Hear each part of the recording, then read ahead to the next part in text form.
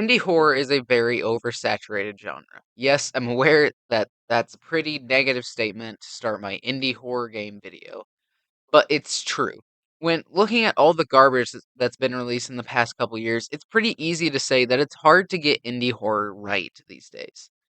Now, that saying, there are a lot of gems. Fears to Fathom is a great indie horror game that has a lot of effort put into it. A lot of FNAF fan games are really good fan games that have tons of time and heart and so much put into it. And more specifically, one recently released caught my attention a long time ago. This game is called The Bunny Graveyard, an indie horror game that only needs a 30-minute demo to show its true potential. I've been super excited for this game ever since I played the demo back in maybe March. This video is a review of The Bunny Graveyard Chapter 1 and whether I think it's worth buying yourself. Real quick, I was given a copy of this game. I did not buy it myself. That being said, I will still be giving my brutal and honest opinion.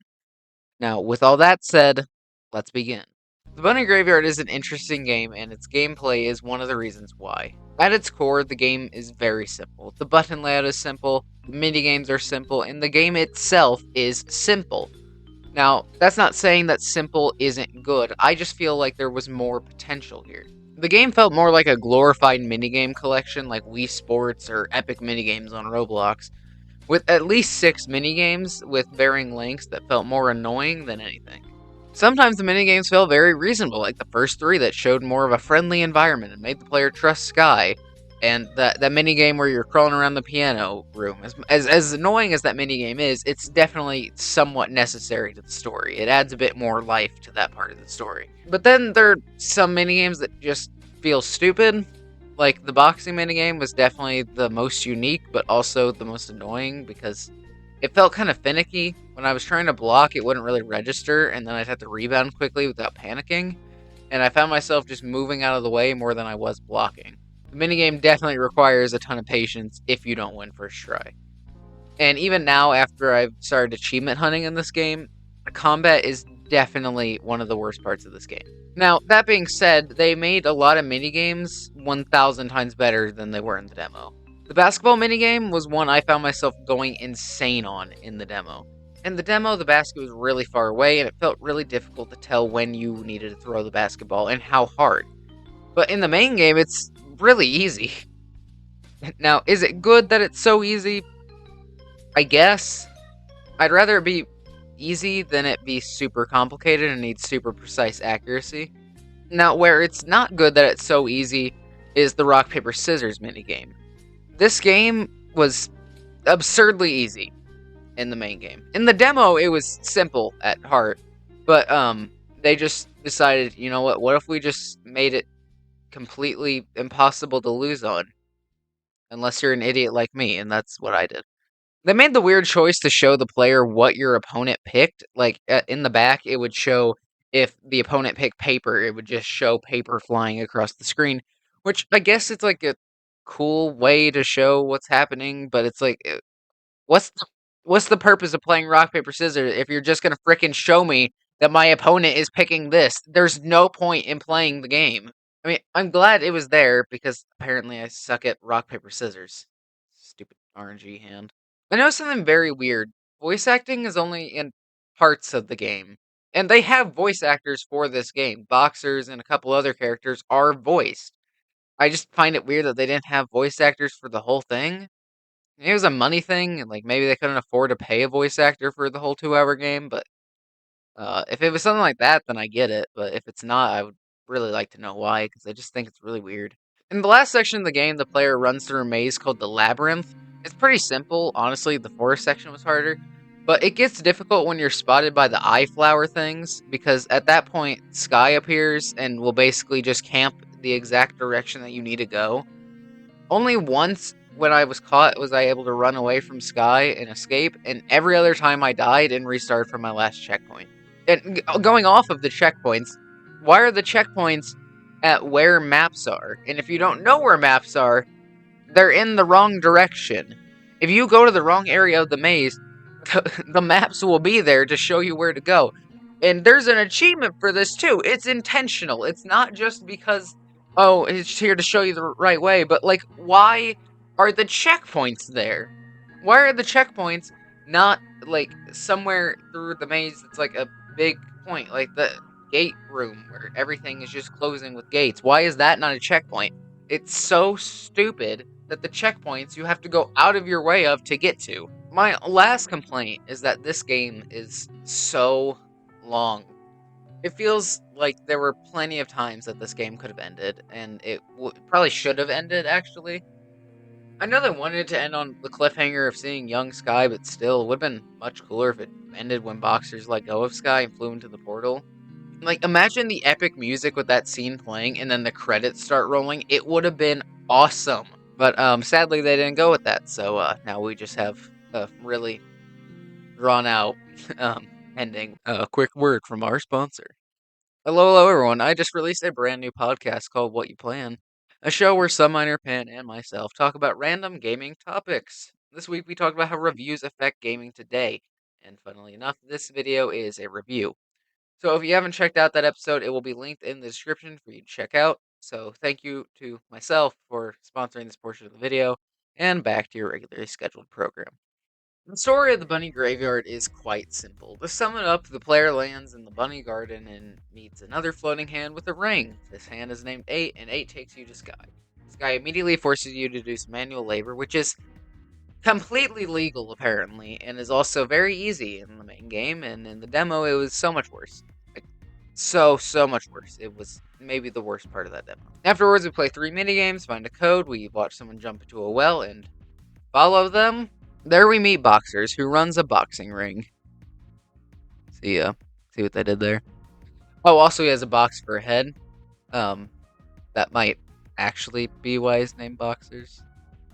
After meeting Boxers, we see Sky kill 8, who actually was leaving to go to the boxing ring. So, good job, Boxers. You killed 8, technically. In a way, I guess. After we ourselves fight in a finicky boxing match, we leave to go hang out with Sky, and by hang out, I mean spy, because it worked really well for the frog. That goes horribly wrong as Sky turns evil and kills our new friend Nelson, in maybe the most gruesome scene I have ever seen in an indie horror game. We do a very intense stealth section that's more intense than the last part of the game, and then go through the casual horror game chase scene that ends with Sky killing a demon hand pal and then passing out. Upon finding Sky's house, we discover a secret passage in her home and get locked in there by Sky. Um, honestly, maybe it wasn't the best decision to go into the house. Oh, look, Ben. Do I tell him? Player and Ben escape Sky's house in the most annoying minigame I have ever played. But I did it, and the player has the option to either lie to Ben or tell him that Nelson is dead. Now, me personally, I told Ben the truth, and he was immediately mad that I didn't do anything to stop Sky, because apparently shooting her point blank with the shotgun wasn't enough confirmation that maybe she's really hard to kill, but apparently the small floating hand could easily kill Sky. When we find our way back, we go to the labyrinth, where Sky immediately kills all the handy pals. Just every single one is just dead. The finger taker stays behind so Boxers and the player can go into the labyrinth and find a way out. After that, Boxers and the player fly into a portal, and that's the. Oh, wait, no, there's more. Oh, that's the end. Okay. So, what did I think of this story? Well, like I said in the very beginning, it's simple. It's the closest.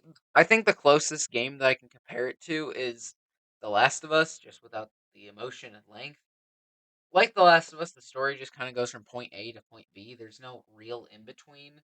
Now, there are things you can look for, like collectibles and stuff like that, where you get secret endings, but I played what the average player will see.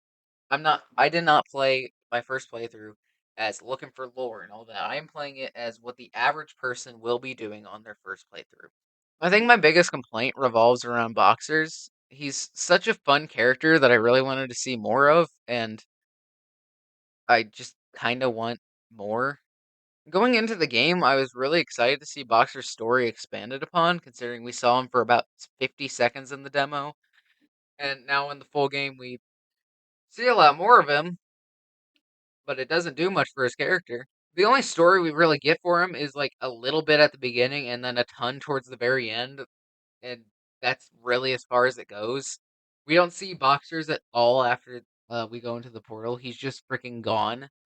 And for chapter two, I would really like to see it focus more on Boxers, especially with young Sky. I think it'd be cool to see a lot of interactions between Boxers and his mom when she was young. My last story complaint is that I feel like they spoiled that Sky was evil too early.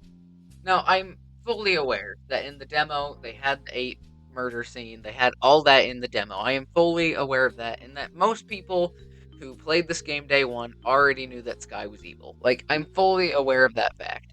I just personally think that if they had moved that in the main game, or just removed it entirely, it would have been so much cooler and creepier. Like, think of how cool it would be if we were at the fishing section. We didn't know that Sky was a demon until then. Like, that would have been so creepy and cool and awesome. And I feel like it was kind of spoiled even in the main game because it's just, oh, look, she's evil. And then you're playing through the rest of that game and you're like, does just no one else know that she's evil? Certainly she can't be evil. Like, it's just so annoying when you know who the bad guy is when no one else does. I feel like the best that I could really describe it as is in Among Us. If someone kills you and then you know who it is the whole time, but then no one else does, it kind of ruins the suspense of the game when you know who the imposter is, but no one else does. It's kind of annoying. You can definitely tell why this game took so long to make. The art style is great. I love the pixelated kind of retro look the game has, but also how bright and vibrant it is. It really makes the player let their guard down for a lot of it, but it also raises tensions when it needs to. I think the times I was most nervous were the parts the developers wanted me to be the most nervous on. Like the last fishing minigame, or the forest chase, or the piano minigame. It gives the game a lot more heart and makes it feel better. I mean, like, think about how bad the game would be if it was either just like the really dark all the time pixelated graphics, or whether the whole time it just looked like a PS3, Xbox 360 game. It would have been terrible. It would have made the game feel a lot more rushed, I think. And I also think that would have made the game feel like there was a lot less effort put in, which would have really sucked. That being said, it has its faults. I think the cutscenes are where the pixelated stuff kind of screwed it over. The first cutscene that shows Sky killing 8 is really weird for me because it feels like it's supposed to be fast and scary, but it just feels like a crappy slideshow because of how the pixelated stuff works. And I get why they didn't. Like, I know that it would take hours on end to pixelate every single frame of that cutscene, but I just feel like when you look at it really closely, you can tell that it just feels like a slow frame rate slideshow. The rest of the game is fine. There are certain moments that I find it looking kind of weird, but still love the art style. Now that I've gone over everything that I want to talk about, let me answer the question in the title of this video. Is the bunny graveyard worth buying? The answer, surprisingly, even with all my complaints, is absolutely yes. I've waited a long time for this game, not as long as a bunch of other people, but definitely quite a while. I'm incredibly grateful that Pichon Games gave me a code for a review. That being said, even if I didn't get a code, I still would have bought this game for myself. It's great, and honestly, I cannot wait for the next chapter. Despite all of its flaws, the Bunny Graveyard still succeeds in so many things. I love the art style, I love the story, but most importantly, I love that this game doesn't make me feel like it's trying to cash in on the indie horror craze. With so many games right now blatantly trying to be the next FNAF or Poppy Playtime or Garden of Banban, I'm glad that there are still some indie horror games that are trying to do their own thing. So to the Pigun Games team, I say congratulations. You all made a great game, and I personally cannot wait for the second chapter. But until then, adios. God, this video took way longer than I thought it would to make. I wrote the whole script the day I played the game, and then rewrote it because I thought I was kind of a jerk throughout the whole thing. I guess I was just really tired. By the time I finished writing the script, it was 2 a.m., and by the time I finished playing the game, it was 12:15 a.m. But I'm definitely glad that I didn't go with the original draft. Thank you to everyone who watched this all the way through. Really appreciate it. Probably upload my first playthrough on my second channel. So, yeah, if that's up, then I'll put the card to the video right here. And, bye.